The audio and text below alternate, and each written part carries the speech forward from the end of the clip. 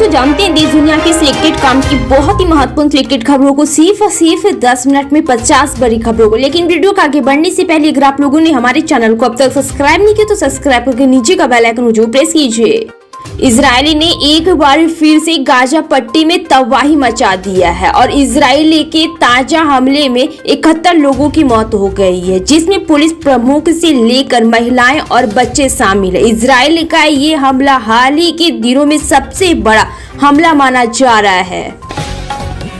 केंद्र बजट 2025-2026 पेश होने में अब एक महीने से भी कम समय बचा है और देश के शीर्ष उद्योगपतियों से लेकर अर्थशास्त्रियों और आम नागरिकों तक सभी ने वित्त मंत्री निर्मला सीतारमण के लिए अपनी अपनी इच्छाएं रखी है। प्रधानमंत्री नरेंद्र मोदी द्वारा आप ही की तुलना दिल्ली के लिए आपदा बनाए जाने के बाद भाजपा ने शुक्रवार को अरविंद केजरीवाल के नेतृत्व वाली पार्टी पर निशाना साधते हुए कहा कि वह दिल्ली के लोगों पर सबसे बड़ा बोझ और दायित्व बन गई है। वरिष्ठ भाजपा नेता राजीव चंद्रशेखर ने दिल्ली पार्टी मुख्यालय में एक संवाददाता सम्मेलन में आरोप लगाया कि आम आदमी पार्टी आप कांग्रेस का नया संस्करण से ज्यादा कुछ नहीं है। बिहार में नीतीश कुमार कुछ भी करने वाले होते हैं तो उनके संकेत पहले ही मिलने लगते हैं। कई बार लगता है कि ये तो सामान्य सी बात है, लेकिन कुछ महीने बाद यह सामान्य हो जाती है।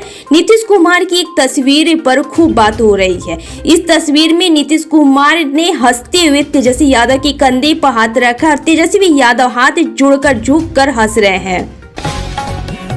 महाराष्ट्र की देवेंद्र फडणवीस सरकार ने नए साल पर पहली बैठक की है, जिसमें फडणवीस कैबिनेट ने एक बड़ा फैसला लिया। इस फैसले के अनुसार महाराष्ट्र के सरकारी कर्मचारियों की सैलरी अकाउंट मुंबई के district centre co operative bank में सरकारी निगमों का सरप्लस से फंड का निवेश भी किया जा सकेगा। दिल्ली में प्रदूषण की समस्या एक बार फिर से बढ़ने लगी। दिल्ली के एयर क्वालिटी इंडेक्स में बढ़ोतरी दर्ज की गई है, जिसके बाद ग्रैप 3 की पाबंदियां एक बार फिर से लागू कर दी गई। जानकारी के मुताबिक प्रदूषण का स्तर बढ़ने के साथ ही केंद्रीय वायु गुणवत्ता प्रबंधन आयोग ने ग्रैप 3 की पाबंदियां लगा दी है। पंजाब और हरियाणा में घना कोहरा छा रहा है, जबकि क्षेत्र में न्यूनतम तापमान सामान्य सीमा के आसपास रहा। मौसम विभाग के अधिकारियों ने यह जानकारी दी कि अधिकारियों ने बताया कि दोनों राज्यों के बढ़ते हिस्से में पिछले कुछ दिनों से घना कोहरा छाया हुआ है, जिससे अधिकांश स्थानों पर दृश्यता की कमी आई है। केंद्रीय गृह मंत्री अमित शाह ने नई दिल्ली में द्वीप विकास एजेंसी IDA की 7वीं बैठक की अध्यक्षता की है। शाह ने अंडमान निकोबार द्वीप समूह और लक्षद्वीप में जारी विकास कार्यों की समीक्षा की तथा द्वीपों में सौर और पवन ऊर्जा को बढ़ावा देने पर जोर दिया। आम आदमी पार्टी संयोजक और दिल्ली के पूर्व मुख्यमंत्री अरविंद केजरीवाल संवाददाता सम्मेलन में थोड़ा सहज नजर आए। उन्होंने प्रधानमंत्री नरेंद्र मोदी के दिल्ली में विकास परियोजनाओं के उद्घाटन और शिलान्यास कार्यक्रम को अपने कटु वचनों से तार-तार करने की कोशिश की। कांग्रेस पार्टी ने अखिल भारतीय महिला कांग्रेस अध्यक्ष अलका लांबा को आगामी दिल्ली विधानसभा चुनाव में कालकाजी विधानसभा क्षेत्र से अपना उम्मीदवार घोषित किया। चुनावी मैदान में लांबा का मुकाबला आम आदमी पार्टी आप नेता और दिल्ली के मुख्यमंत्री आतिशी से होगा। दिल्ली विधानसभा चुनाव फरवरी 2025 में होने की संभावना है। चुनाव की तारीखों के ऐलान से ठीक पहले दिल्ली में राजनीतिक गर्मा गई है। प्रधानमंत्री नरेंद्र मोदी के आपदा वाले कटाक्ष पर आम आदमी पार्टी के संयोजक अरविंद केजरीवाल ने पलटवार किया। दिल्ली NCR में प्रदूषण की स्थिति एक बार फिर से बिगड़ने लगी। इसको देखते हुए यहां ग्रैप 3 एक बार फिर से लागू कर दिया गया। इसके बाद दिल्ली NCR में कई तरह की पाबंदियां लागू रहेगी। पिछले कुछ महीनों में यह दूसरा मौका है जब प्रदूषण के बिगड़ते हालात को देखते हुए ग्रैप 3 लागू करना पड़ा है।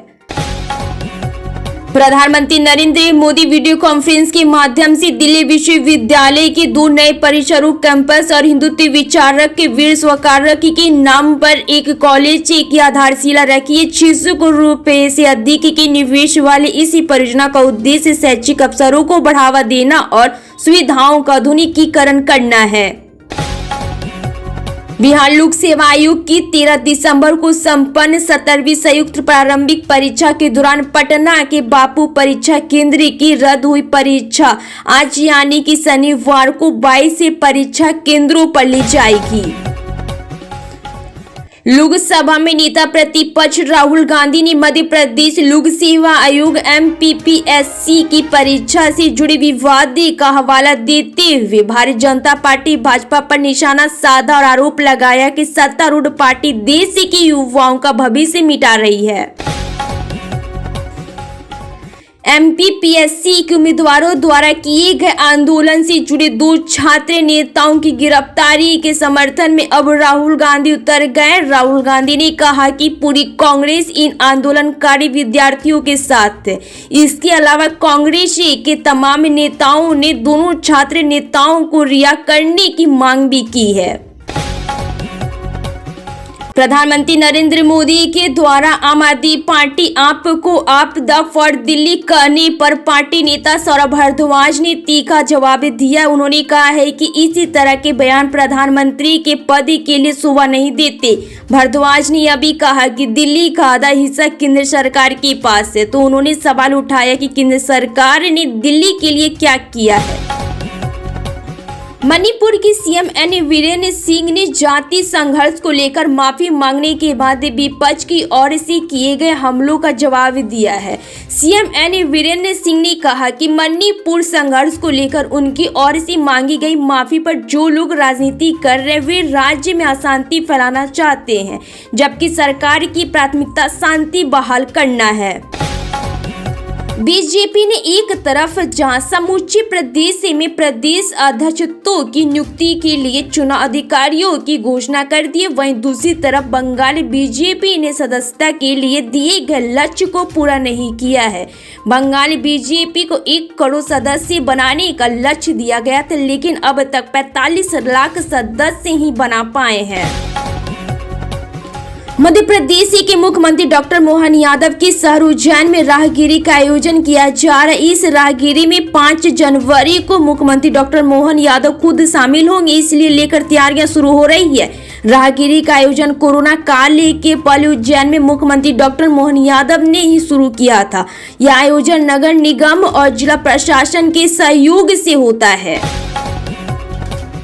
प्रधानमंत्री नरेंद्र मोदी दिल्ली में आयोजित एक कार्यक्रम में लोगों को संबोधित करते हुए दिल्ली की आम आदमी पार्टी सरकार और पार्टी के राष्ट्रीय संयोजक अरविंद केजरीवाल पर जमकर निशाना साधा। बिहार में विधानसभा चुनाव से पहले सियासी पारा चढ़ा हुआ है। मुख्यमंत्री नीतीश कुमार की पलटी मारने को लेकर एक बार फिर से कायस लगने लगे हैं। आरजेडी सुप्रीम लालू प्रसाद यादव ने भी उनके लिए गठबंधन के दरवाजे खोल दिए। लालू यादव की इस पेशकश पर नीतीश कुमार ने दिलचस्प जवाब दिया है। दिल्ली के पूर्व मुख्यमंत्री और आम आदमी पार्टी के संयोजक अरविंद केजरीवाल ने प्रधानमंत्री के आरोपों का जवाब देने के लिए एक प्रेस कॉन्फ्रेंस की। इस कॉन्फ्रेंस में कुछ ऐसा हुआ कि बीजेपी को आम आदमी पार्टी और अरविंद केजरीवाल पर निशाना साधने का एक और मौका मिल गया। यूपी के पूर्व सीएम और सपा प्रमुख अखिलेश यादव महाकुंभ 2025 के ठीक पहले राज्य की योगी सरकार को जमकर घेर रहे हैं। अखिलेश यादव महाकुंभ की तैयारियों को लेकर सवाल खड़ा कर रहे हैं। अखिलेश ने यहां तक कह दिया कि अगर हमारे कार्यकर्ताओं पर मुकदमे दर्ज किए गए तो हम कुंभ मेले की हर अव्यवस्था उजागर करेंगे।